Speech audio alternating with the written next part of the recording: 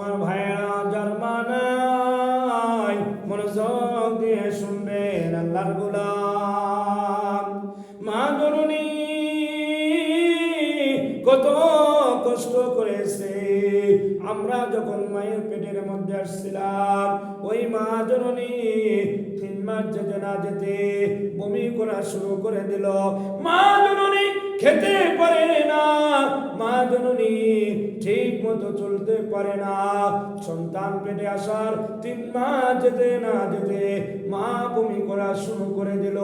মা যদি ইচ্ছা করতো আমি সন্তান পেটে রাখবো না, আপনারে আমার এই দুনিয়ার জমিন থেকে নষ্ট করে ফেলে দিতে পারতো। এর আল্লাহর গোলাম, ওই মা জননী আপনারে নষ্ট করে নাই, আমারে নষ্ট করে নাই। আপনারে যত্ন করে, আমাকে যত্ন করে মা জননী পেটের মধ্যে রাখছেন। 3 মাস পার হওয়ার পর ওই মা জননী খেতে পারে না। ওই মা জননী খানার সামনে নিলে শুধু গন্ধ করে, মা জননী খেতে পারে না। এরপরও ওই মা জননী আপনাকে আর আমাকে নষ্ট করে দেয় নাই। এরে আল্লাহর গোলাম, যখন 3 মাসটা পার হয়ে গেল, এবার 7 মাস বয়স হয়ে গেল, আমরা মায়ের পেটের মধ্যে কত লাথি মারতেছি, কত গুতা মারতেছি। মা জননী এক সময় দাঁড়ায় থাকতে পারে না, বসে যায়, বসে থাকতে পারে না, শুয়ে যায়। ঠিক যখন 9 মাস হওয়ার আগে মা জননী ডাক দিয়া বলেন, ও আমার প্রাণের স্বামী, মনে হয় আমি এই দুনিয়ায় আর বাঁচবো না, তুমি আমারে মাফ করে দিও। ও প্রাণের স্বামী, আমার মনে হয় আমার যে জ্বালা যন্ত্রণা ওঠে, আমার পেটের ব্যথা ওঠে, আমি মনে হয় আর বাঁচবো না, এই দুনিয়ায় মনে আর থাকবো না।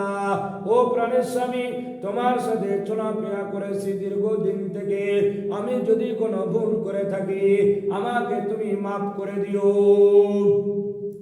এই দিকে তার শাশুড়ি আম্মা ডাক দিয়া বলে, বৌমা চিন্তা করবেন না, এমন তো আমাদেরও হয়েছিল, আপনার কিছুই হবে না। একদিকে শাশুড়ি আম্মা সান্ত্বনা দেয়, আরেকদিকে মা সান্ত্বনা দেয়, আরেকদিকে স্বামী মাথায় হাত বোলায়া বলে, ও আমার প্রাণের স্ত্রী রে, চিন্তা করিও না, আল্লাহর উপরে ভরসা রাখো।